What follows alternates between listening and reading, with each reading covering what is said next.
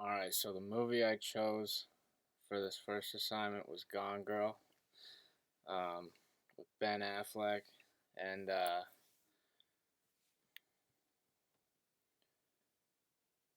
Rosamund Pike. Um, so just a little background. The movie's about Ben Affleck and his wife Amy. They're married. They move back to his hometown because his mom's dying of cancer, and then you know he bleeds all of her money dry and cheats on her, so she decides to get back at him by framing her death on him. And yeah, I looked up a couple reviews on the movie, and one of the first passages that I thought was pretty important was that it said Nick may feel at home in North Carnage, his hometown, but from the, that first shot of him alone in front of his house, from his first conversation with his sister Margot, in which they trade insults about Amy, he comes across as alienated and lost. Um, yeah, that kind of makes a lot of sense because they talked quite a bit of trash on him, and he just genuinely looked like he just didn't know where he belonged at all. He just was very mellow and melancholy, and it just he just seemed genuinely surprised. Um, and then a second passage that they talked about was given that the first half of Gone Girl is structured as a mystery. This unreliability presents a problem because it throws everything Amy says into doubt, along with Mr. Affleck's supple, sympathetic performance. Amy's voiceover tips the scale so far in Nick's favor that it upends Miss Flynn's attempt to recreate the even Steven dynamic from her book. Then again, the movie is on Nick's side from the start, making the case for him from the way he services Amy sexually to the gentle way he treats their cat. Um, yeah, the movie starts off very much in his favor. He's just a guy living a life and comes home. His wife's missing. He doesn't know where the hell she went. And, um, as things unfold, he plays a very good sympathetic performance, from the public appearances to working with the police. Um, but then the uh, the voiceovers with Amy tips everything in his, not necessarily everything, but she talks about how bad of a husband he was and how he hit her and how he just used her for sex and all this stuff. I mean, some of it didn't really tip in his favor, but a lot of it did, just by the way that it went, because he was bleeding her bank accounts, so she's getting back at him. Um,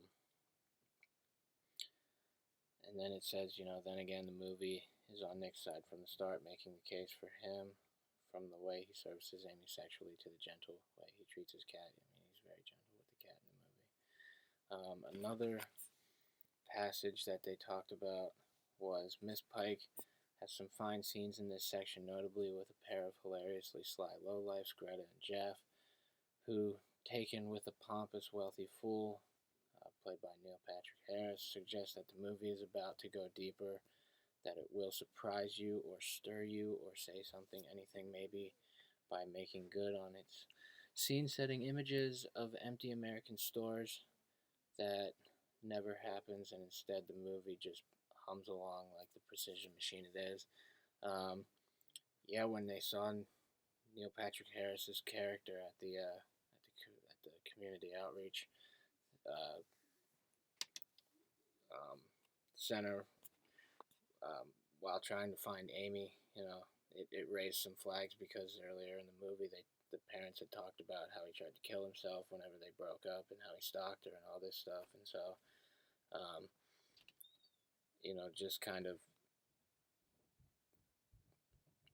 it just kind of made it seem like something else was about to happen. But in reality, then Ben Affleck's character goes to his house and he asks him about the relationship and how they broke up, and it just turns on him very quickly. So I definitely agree with that. Um, so then the second review that I found, a couple of the passages from that. The first one was, when it's revealed that Amy has framed Nick, we get a classic tale about a manipulative, wicked woman who traps a hapless man in her web. These atypical gendered fantasy stories the film suggests contribute just as much to our suspicion about coupled life as our supposedly modern concerns about, say, work-life balance. I could go two ways.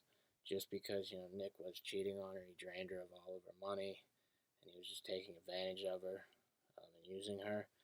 Um, but then again, you know, she comes back and makes him sign all the life insurance policies, and then she fakes her own death quite elaborately, as she described in the movie and her journal entry. Um, so, to say that this is that these gendered fantasy stories contribute just as much to our suspicion about coupled life as our supposed modern concerns about, say, work-life balance. I mean, it could go both ways, just because, um,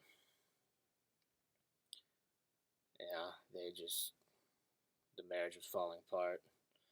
Um, it was pretty obvious that he was up to something with how much he was coming and going. So, naturally she would look into it and that kind of deal. I don't really think that this would have anything to do with our supposed modern concerns about work-life balance, just because he was using his work to cheat on her, and she was trying to make it work. So then another passage from that says, Gone Girl asks whether genuine expressions of sympathy or solidarity with victims can ever happen without being infected by the politicized, media-enabled cult of victimhood, but it also digs a tunnel from that cult to our suspicions about marriage. Yeah, it kind of goes a long way, because in the movie, the media really blew it up on Ben Affleck's character, making him look like he was the guy that was doing all this stuff wrong, when in reality he had no idea what was going on and was just lost in the whole thing. And to say that it digs a tunnel further from the cult of victimhood to our suspicions about marriage, I mean, it's kind of just interesting, because I don't necessarily agree with it, but at the same time, you can. I mean, you can, but I don't think that the politicized, media-enabled cult of victimhood digs a hole deeper to the suspicions about marriage. It just, it they he made his decisions and she countered, but she did it in a way that made him look like he was the bad guy.